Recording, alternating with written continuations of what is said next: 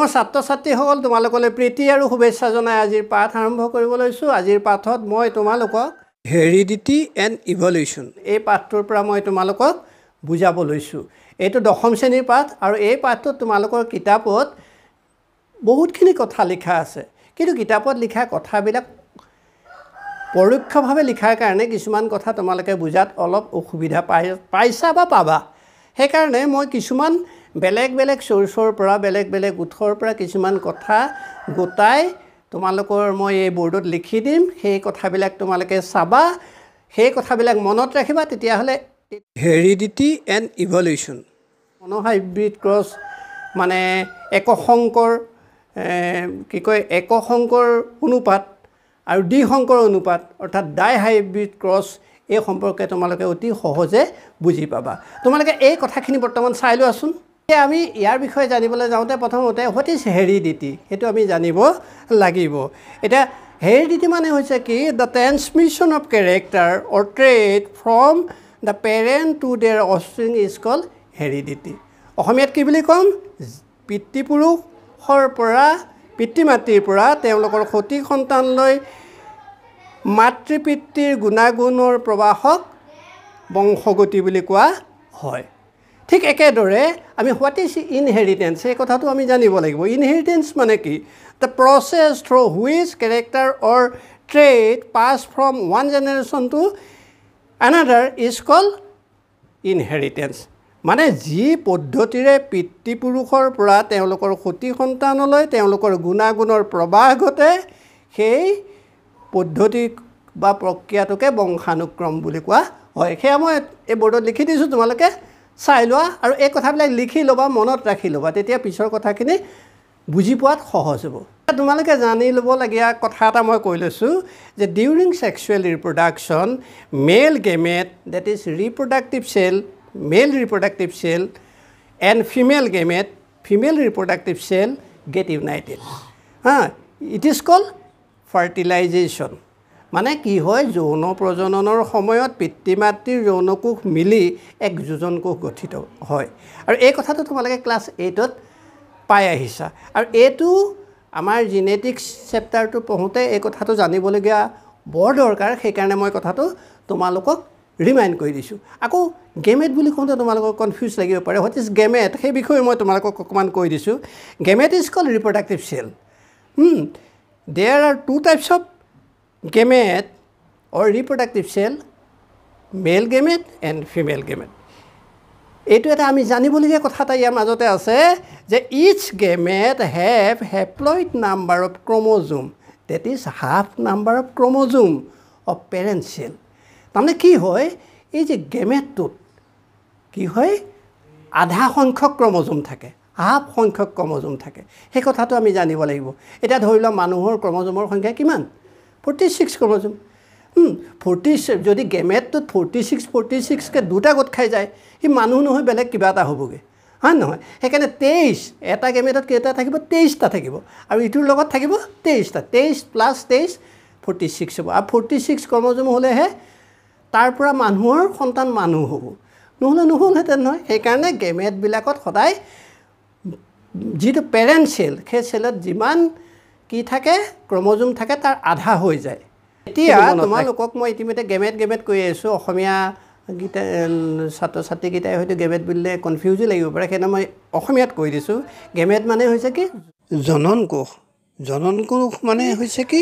প্ৰজননত সক্ৰিয়ভাৱে অংশগ্ৰহণ কৰা কোষ। ই দুই প্ৰকাৰ, পুংজনন কোষ আৰু স্ত্ৰী জনন কোষ। এই জনন কোষত সদায় মাতৃকোষৰ আধা সংখ্যক ক্ৰম'জোম থাকে। এতিয়া এই ক্ৰম'জোম কি বস্তু এইটো বিষয়ে আকৌ মই তোমালোকক ক'ব লাগিব। ক্ৰম'জোম বুলি কওঁতে এতিয়া এই বস্তুটো তোমালোকে অকণমান চাই দিয়াচোন। এইটো চেল হয়নে? এইটো হৈছে চেল। এই মাজৰ অংশটোক আমি কি বুলি কওঁ? চেলৰ কি বুলি কওঁ? মাজৰ অংশটোক নিউক্লিয়াছ। আৰু এই নিউক্লিয়াছৰ মাজত কিছুমান জালিকা আছে, এইবোৰ দেখিছা নাই? এইবোৰ জালিকা। আৰু এই জালিকাবিলাকক যেতিয়া ক্ৰম'জোম হয়, যেতিয়া চেল ডিভিজন হয়, চেল ডিভিজনৰ সময়ত কিছুমান মানে থ্ৰেড লাইক ছাবষ্টেঞ্চ স্পষ্টকৈ ওলাই পৰে, এইবিলাকক ক্ৰম'জম বুলি কোৱা হয় আৰু তেনেকৈ মানুহৰ ক্ৰম'জমৰ সংখ্যা কিমান আছে 46 আৰু এই ক্ৰম'জমনো কি সেই বিষয়ে আমি জানিব লাগিব এটা ক্ৰম'জমটো আমি কি বুলি ক'ম যে chromosome is thread like structure in the nucleus of a cell form of DNA which carries the genes. Different organisms have different number of chromosomes in their nucleus. এটা আমি জানিবই লাগিব যে ক্ৰম'জম হৈছে ডিএনএৰে গঠিত হোৱা সূতাকৃতিৰ কোষকেন্দ্ৰত থকা কিছুমান গঠন বেলেগ বেলেগ জীৱৰ কোষকেন্দ্ৰত থকা কোষৰ সংখ্যা ক্ৰম'জমৰ সংখ্যা বেলেগ বেলেগ আৰু মানুহৰ ক্ৰম'জমৰ সংখ্যা 46 তোমালোকক মই ইতিমধ্যে কৈ আহিছোঁ জিন কি আমি জানিব লাগিব এটা জিন হৈছে ইয়াত মই লিখি দিছোঁ জিন হৈছে যে gene is a unit of DNA on a chromosome which governs the synthesis of one protein that controls a specific characteristic or trait of an organism. অসমীয়াত মই কেনেকৈ ক'ম জিন হৈছে ক্ৰম'জমত থকা ডিএনএৰ এটা অংশ যি এটা নিৰ্দিষ্ট প্ৰ'টিন সংশ্লেষণ কৰাৰ গুণাগুণ পিতৃ মাতৃৰ পৰা জনন কোষৰ জৰিয়তে তেওঁলোকৰ সতি সন্তানলৈ কঢ়িয়াই লৈ যায় তাৰমানে জিনে কি কৰে পিতৃ মাতৃৰ জনন কোষৰ জৰিয়তে পিতৃ মাতৃৰ গুণাগুণ লৈ যায় আৰু সেই যে লৈ যায় সেই গুণাগুণটো মানে কি নিয়ে জিনটোৱে গৈ যেতিয়া নিউক্লিয়াছ পাবগৈ আৰু নিউক্লিয়াছত পৰা সি ইনফৰমেশ্যন দিব প্ৰ'টিন চিন্থেচিছ কৰিবৰ কাৰণে এতিয়া কি প্ৰ'টিন চিন্থেচিছ কৰিব যিটো ইনফৰমেশ্যন অলৰেডি সি গেমেটৰ থ্ৰুয়েতে জনন কোষৰ জৰিয়তে মাক দেউতাকৰ পৰা লৈ আহিছে সেই ইনফৰমেশ্যনটোহে দিব এতিয়া ছাপ'জ মাকজনী দেখিবলৈ বগা মাকজনী বগা হোৱাৰ কাৰণে তেওঁৰ সতি সন্তান বগা হোৱাৰ চান্স বেছি কাৰণ মাকৰ সেই বগা গুণটো সেই স্কিন পিগমেণ্টেশ্যন স্কিনৰ কালাৰটো কি হৈছে জিনে লৈ আহিছে আৰু লৈ আহি পেলাই কি কৰিছে যেতিয়া সতি সন্তান হৈছে সেই সতি সন্তানক সেই প্ৰ'টিনটো বগা গুণ তৈয়াৰ কৰা প্ৰ'টিনটো উৎপন্ন কৰিবলৈ ইনফৰমেশ্যন দিছে আৰু সেইকাৰণে বগা ৰং উৎপন্ন হৈছে সেইটোৱে কথা হ'ল সেইকাৰণে জিনৰ বিষয়ে আমি এই জিনেটিক্সত জানিবলৈ যাওঁতে জানিব লাগিবই বংশতত্ত্বৰ বিষয়ে জানিবলৈ বা বংশগতিৰ বিষয়ে জানিবলৈ এই কথাবিলাক আমাৰ অত্যন্ত দৰকাৰ তোমালোকৰ কিতাপত যদিও আছে কিন্তু অস্পষ্ট হৈ আছে মানে অলপ জটিলকৈ দিছে যাতে তোমালোকে চিন্তা কৰি উলিওৱা কিন্তু মই অকণমান সহজকৈ তোমালোকৰ কথাখিনি লিখি দিছোঁ এতিয়া আমি কেৰেক্টাৰ কৰি আছোঁ কেৰেক্টাৰ মানে কি চৰিত্ৰ মানে কি এইটো বিষয়ে আমি জানিব লাগিব এটা মই ছ'চিয়েল ছায়েন্সৰ চৰিত্ৰৰ কথা কোৱা নাই আকৌ দেই সেইটো নাভাবিবা বা মৰেল কেৰেক্টাৰটোৰ কথা ক'বলৈ বিচৰা নাই সেইটো নহয় আমি জিনেটিকেল কেৰেক্টাৰৰ কথা কৈ আছোঁ এতিয়া হৈছে জিনেটিকেলি যে character is the features or characteristics of an individual like a height colour and shape বুজি পালা এতিয়া এই মই লিখি দিছোঁ চোৱা এটা অসমীয়াত আমি কি বুলি ক'ম চৰিত্ৰ মানে হৈছে গুণাগুণ যেনে উচ্চতা বা ওখ বা চাপৰ সেইটো যে কৈছোঁ বা বৰণ আকৃতি এইবিলাক হৈছে কেৰেক্টাৰ বুলি কোৱা হয় জিনেটিকেলি আকৌ আমি ট্ৰেইট যে কৈ আছোঁ ট্ৰেইটটো কি বস্তু সেইটো বিষয়ে কৈছোঁ কোনে ট্ৰেইট ইজ এন ইনহেৰিটেড কেৰেক্টাৰবিলাক আকৌ বেলেগ হ'ব পাৰে which are inherited that character is called inherited characters is called trait or features which are normally inherited and has its detectable variant too. Here tall and dwarf are traits of a character that is height character to a Mendele je koisile Mendelian trait to height namor jitu character সেই characterটোৰ tall and dwarf এইটো হৈছে দুটা trait বুজি পালা এটা আছে trait অসমীয়াত কি বুলি ক'ম ট্ৰেইট হৈছে বংশগতিৰ পিতৃ মাতৃৰ পৰা পোৱা কিছুমান গুণাগুণ যি সহজতে চকুত পৰে হুইচ ইজ ইজিলি ডিটেক্টেবল সহজতে চকুত পৰে ইয়াত উচ্চতাটো যিটো মেণ্ডেলিয়ান কেৰেক্টাৰৰ কথা কৈছোঁ উচ্চতা চৰিত্ৰৰ এই ওখ আৰু চাপৰ এই যে যিটো ওখ আৰু চাপৰ সেই গুণাগুণটো হৈছে সহজতে চকুত পৰা বংশগতীয় ট্ৰেড বা কেৰেক্টাৰ এতিয়া তোমালোকক মই ক'বলৈ লৈছোঁ হোৱাট ইজ এলিল এলিল সম্পৰ্কে তোমালোকে ভালদৰে জানিব লাগিব এলিল কি সেইটো যেতিয়া জানা তেতিয়া তোমালোকে মনোহাইব্ৰিড ক্ৰছ বা ডাইহাইব্ৰিড ক্ৰছ সেইটো বিষয়ে বুজিবলৈ সহজ পাবা এতিয়া হোৱাট ইজ এলিল এইটো বৰ ইম্পৰ্টেণ্ট কথা এলিল কি বস্তু তোমালোকে মনত ৰাখিবা বা মই লিখি দিছোঁ তোমালোকে লিখি ল'বা সেইটো হৈছে কি ইংৰাজীত আমি কেনেকৈ ক'ম যে one of the different form of particular gene occupying the same position of chromosome is called allele. এতিয়া ক্ৰম'জোমডালৰ একে ঠাইতে থকা এটা বিশেষ গুণাগুণ কঢ়িয়াই নিয়া জিনৰ দুটা বেলেগ বেলেগ অৱস্থাক এলিল বুলি কোৱা হয় গম পালানে এলিল কি বস্তু এতিয়া তোমালোকে হাইব্ৰিড কি বস্তু জানিব লাগিব হাইব্ৰিড কি বস্তু জানিলে আমি পিছৰ কথাখিনি বুজি পোৱাত কিছু সহজ হ'ব এটা হাইব্ৰিড অসমীয়াটো হাইব্ৰিড মানে অসমীয়াত বৰ্ণসংকৰ বুলি কয় এতিয়া হৈছে হোৱাট ইজ হাইব্ৰিড হ'ল যে an individual having two different alleles for same trait that is character is call hybrid অসমীয়াত কি বুলি ক'ম বা কেনেদৰে ক'ম বৰ্ণসংকৰ হ'ল একেটা বংশতাত্ত্বিক গুণাগুণৰ কাৰণে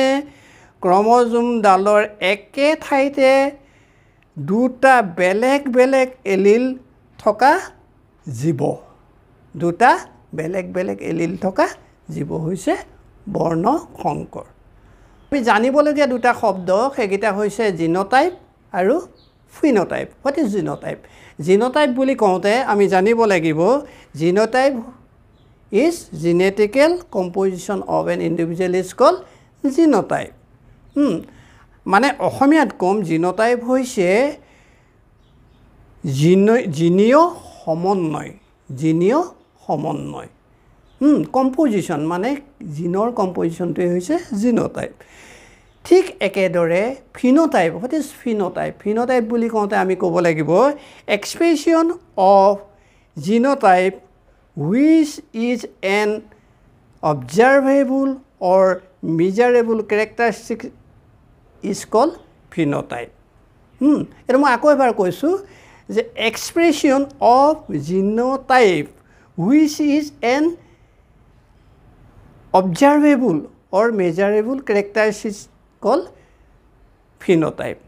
মানে ফিনোটাইপ হৈছে জীৱৰ শাৰীৰিক প্ৰকাশিত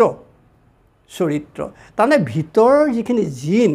বা জিনীয় যিখিনি কথা সেই কথাখিনি ফিনোটাইপৰ যোগেদি প্ৰকাশ পায় এতিয়া আমি মানুহ আকাৰত দেখিছোঁ বা মানুহটোক কোনোবা এটাক ক'লা দেখিছোঁ কোনোবা এটাক বগা দেখিছোঁ বা কোনোবা এটাই খুব ধুনীয়াকৈ কথা কোৱা মানুহ পাইছোঁ কোনোবা এটাই কম ভালদৰে কথা কোৱা বা ভালদৰে কথা ক'ব নজনা মানুহ পাইছোঁ এই মানুহবিলাকৰ যিবিলাক আউটপুট সেই আউটপুটবিলাক বা মানুহবিলাকৰ যিখিনি আমি দেখি আছোঁ সেইবিলাকেই হৈছে ফিনোটাইপ কিন্তু সেই ফিনোটাইপটোৰ অন্তৰালত কি আছে সেই মানুহজনৰ ভিতৰত জিনীয় এটা সমন্বয় আছে আৰু সেই জিনবিলাকে দিয়া ইনফৰমেশ্যন মতে তেওঁ কাম কৰি আছে সেই জিনীয় যিটো সমন্বয় ভিতৰৰ সেইটোকে কোৱা হৈছে জিনোটাইপ বুজি পালা ছাত্ৰীসকল তোমালোকক মই এতিয়া হোৱাট ইজ ডমিনেণ্ট এলিল আৰু হোৱাট ইজ ৰিচেছিভ এলিল তাৰ বিষয়ে ক'বলৈ লৈছোঁ এই যে ডমিনেণ্ট আৰু ৰিচেছিভ এই কথাকেইটা তোমালোকে অলপ ভালদৰে জানিব লাগিব তেতিয়াহে তোমালোকে মনোহাইব্ৰিড আৰু ডাইহাইব্ৰিড ক্ৰছ কি তাক জানিবা এতিয়া ডমিনেণ্ট অসমীয়াত কয় প্ৰভাৱী আৰু এই ৰিচেছিভটোক অসমীয়াত কয় অপ্ৰভাৱী বা সুপ্ত বুলি কোৱা হয় গম পালা এতিয়া চাবা হোৱাট ইজ ডমিনেণ্ট এলিল মানে কি সেইটো মই ক'ব লৈছোঁ এতিয়া ডমিনেণ্ট এলিল এয়া চাই যোৱা ইয়াত কি লিখা আছে যে dominant allele N allele whose phenotype will be expressed even in the presence of another allele of that gene. It is represented by capital T. গম পালা এই যে কেপিটেল টি আৰু স্মল টি মেণ্ডেলে যে ব্যৱহাৰ কৰিছিল ওখ চাপৰ এই শব্দ দুটাৰ কে ইয়াত ব্যৱহাৰ কৰা হৈছে capital T capital small tea এই আখৰ দুটা ইয়াত ব্যৱহাৰ কৰিছে ওখ আৰু চাপৰ কাৰণে যি দুটা মেণ্ডেলে ব্যৱহাৰ কৰিছিল সেইকেইটা ইয়াত ব্যৱহাৰ কৰা হয় বা এই এলিল সম্পৰ্কে কথা ক'বলৈ যাওঁতে এইখিনিয়ে আমি আৰম্ভ কৰোঁ কেপিটেল টি আৰু স্মল টি এইবিলাক ব্যৱহাৰ কৰি আমি এলিল সম্পৰ্কে কোৱা হয় আৰু তোমালোকে কিতাপতো চাবা এইকেইটাই কথা লিখা আছে এতিয়া আকৌ অসমীয়াত কি বুলি ক'ম অসমীয়াত ক'বলৈ হ'লে কি হ'ব প্ৰভাৱী এলিল হৈছে এনে এলিল যাৰ প্ৰভাৱৰ শাৰীৰিক গুণাগুণহে নতুন প্ৰজন্মত প্ৰকাশ পায় যদিও জিনটোত একে আৰু অপ্ৰভাৱী এলিল থাকে উদাহৰণত আমি মেণ্ডেলে উচ্চতা প্ৰকাশ কৰিবলৈ ব্যৱহাৰ কৰা কেপিটেল টি অৰ্থাৎ ওখ আৰু চাপৰ ব্যৱহাৰ কৰিবলৈ স্মল টি চৰিত্ৰৰ কথা ক'ব পাৰিম আমি অসমীয়াত এনেদৰে ক'ব লাগিব গম পালা ৰিচেছিভ allele an allele which gets marks in the presence of dominant allele and can only affect its phenotype in absence of dominant allele. এটা কথা হ'ল কি অসমীয়াত আমি কেনেদৰে ক'ম যে অপ্ৰভাৱী এলিল হ'ল এলিল য'ত প্ৰভাৱী এলিলে জিনৰ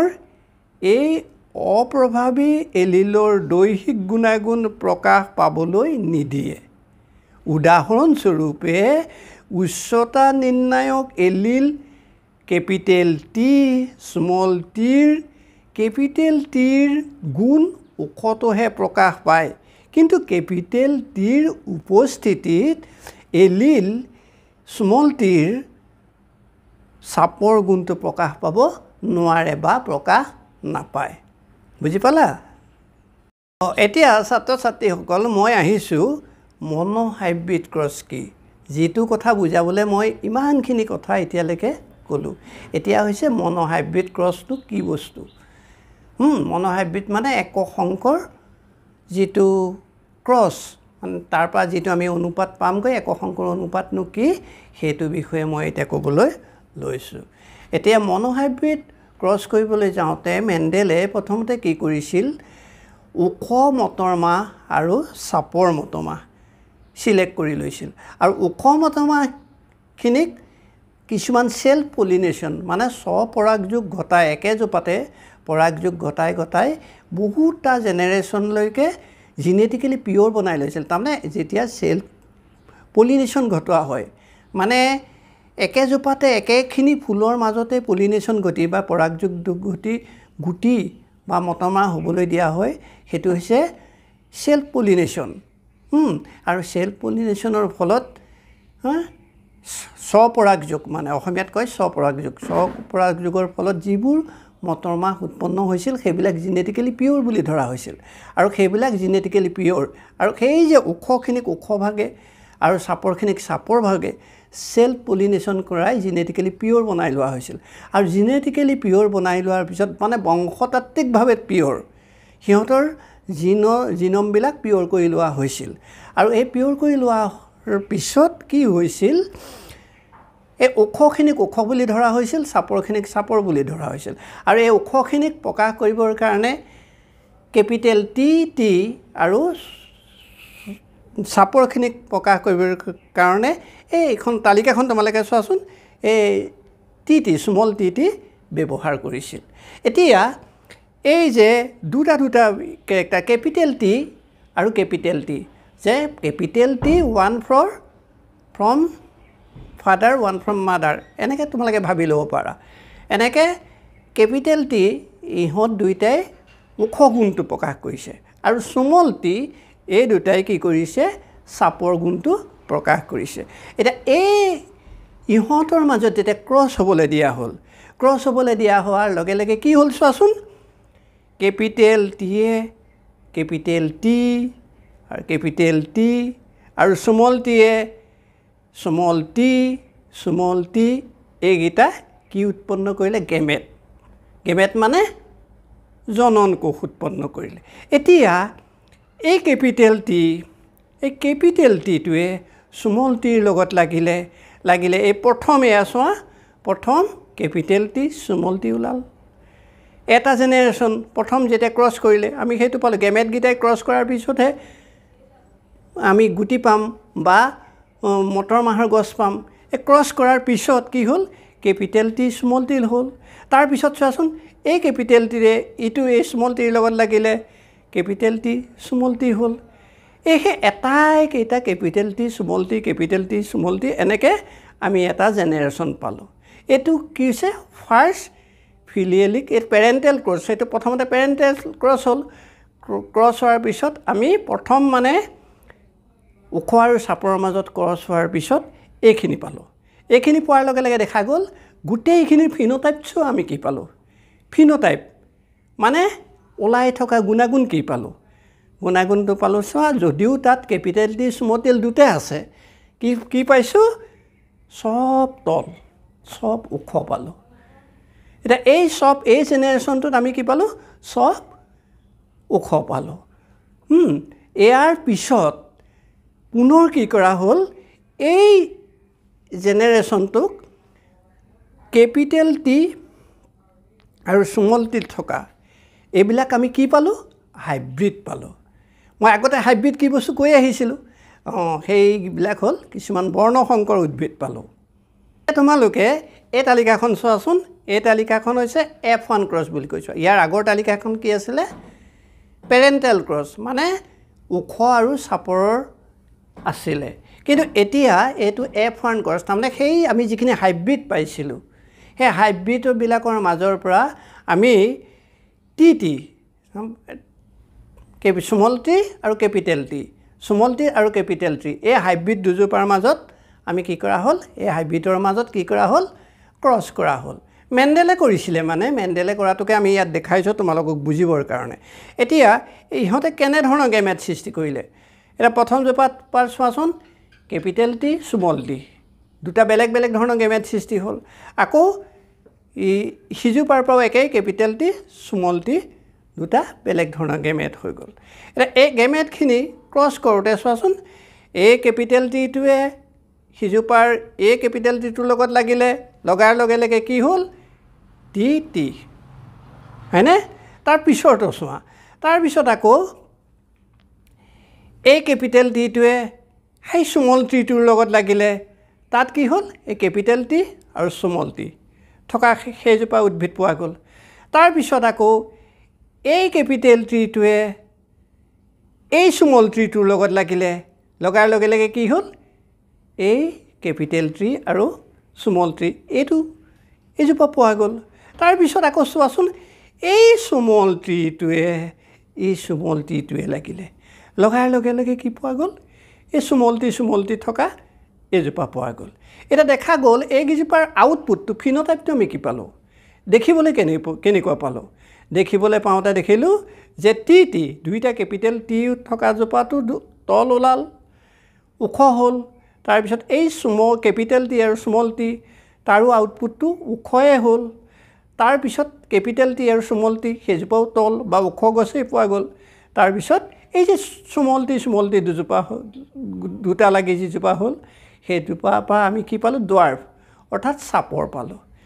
মানে আমি ওখ কেইজোপা পালোঁ চোৱা তিনিজোপা এই টি মেইন কেপিটেল টি দুটা থকা জোপা ওখ আৰু কেপিটেল টি আৰু স্মল টি থকা জোপা ওখ আৰু কেপিটেল টি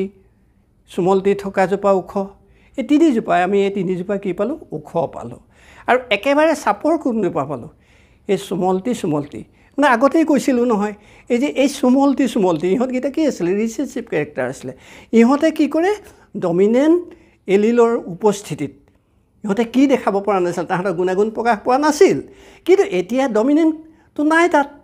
সেইকাৰণে কি হ'ল সিহঁত দুটা ডমিনেণ্ট এলিল তাত নথকাৰ কাৰণে স্মল টি দুটাই নিজৰ গুণাগুণ কি গুণ আছিলে চাপৰ গুণটো সেই চাপৰ গুণটো প্ৰকাশ কৰিলে এতিয়া আমি টোটেল কেইজোপা ওখ পালোঁ তিনিজোপা পালোঁ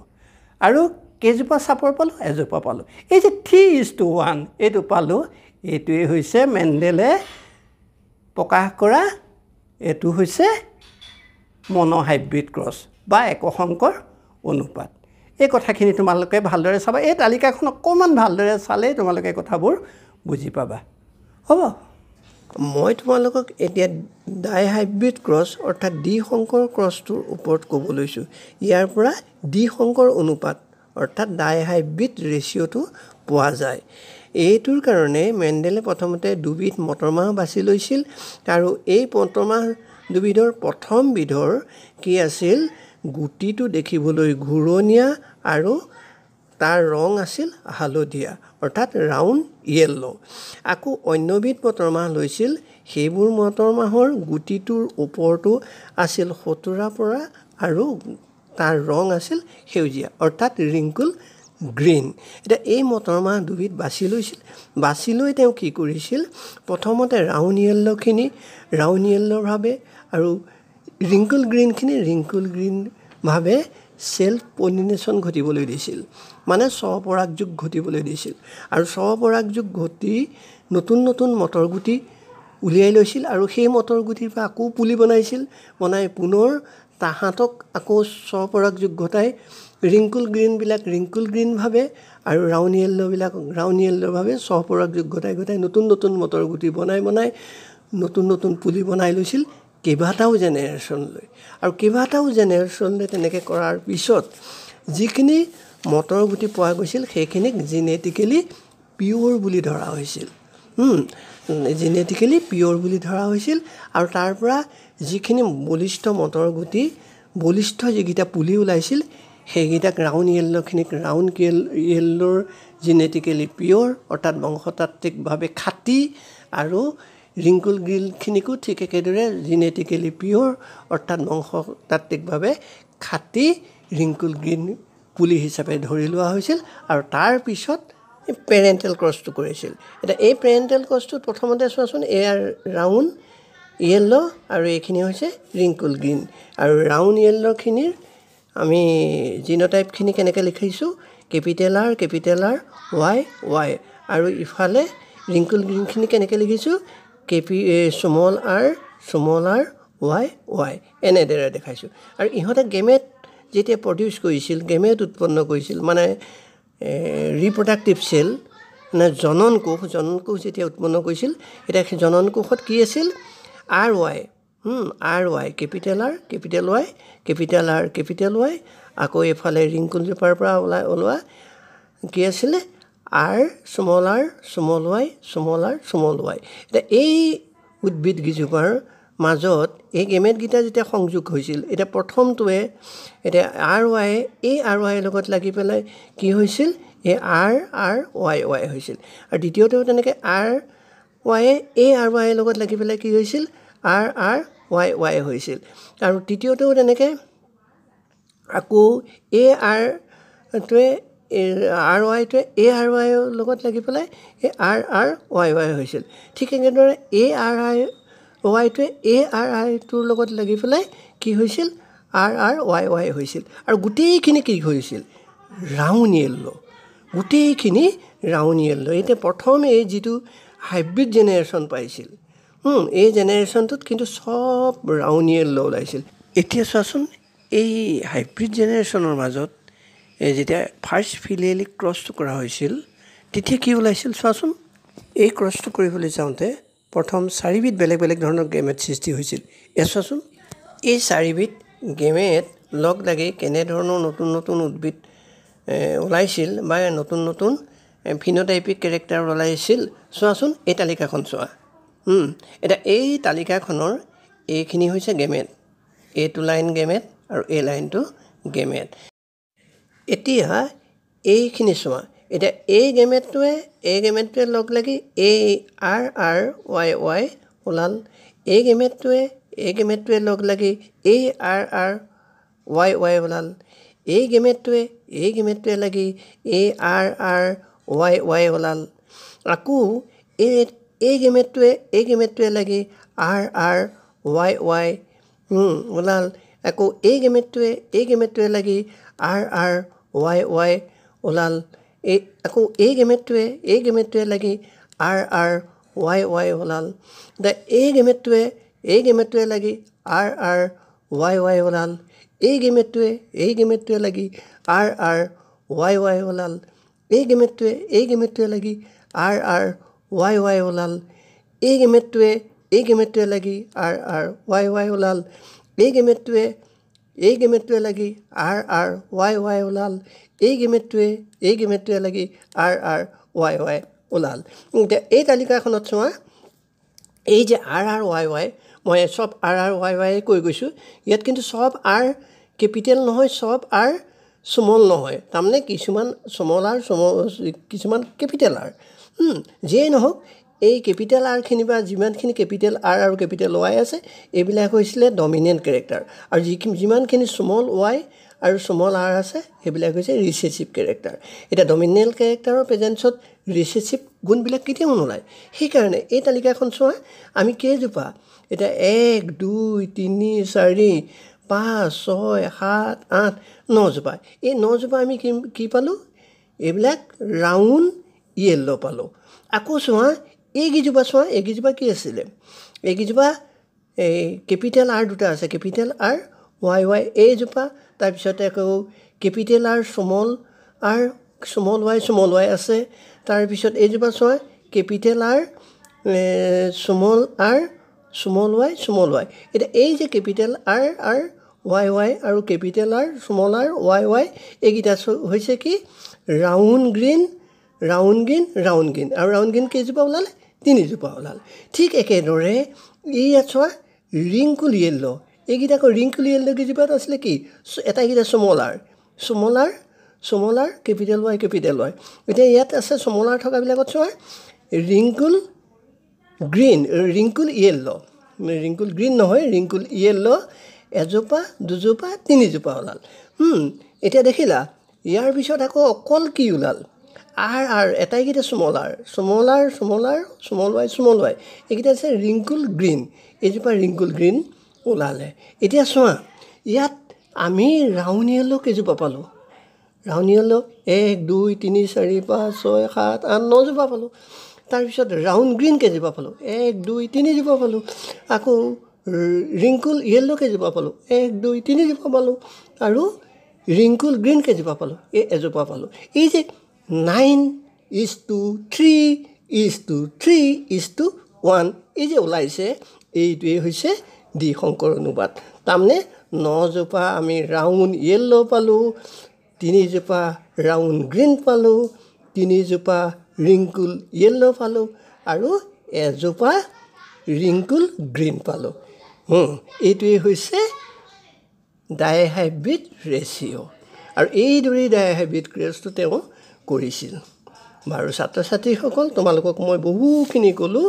ইমানখিনি কৈ মই আজিৰ পাঠ সামৰিব লৈছোঁ। তোমালোকে কিতাপৰ লগত সংগতি ৰাখি পাঠখিনি চাবা। কিন্তু এটা কথা, কিতাপত এইখিনি কথা ডিটেইলছ নাই, মই বেলেগ চ'ৰ্চৰ পৰা এইখিনি তোমালোকৰ সুবিধা হওক বুলি গোটাই দিছোঁ। আৰু এনেদৰেই 9:3:3:1 এই ৰেচিঅ'টো ডাইহাইব্ৰিড ৰেচিঅ'টো উলিওৱা হয়। ধন্যবাদ।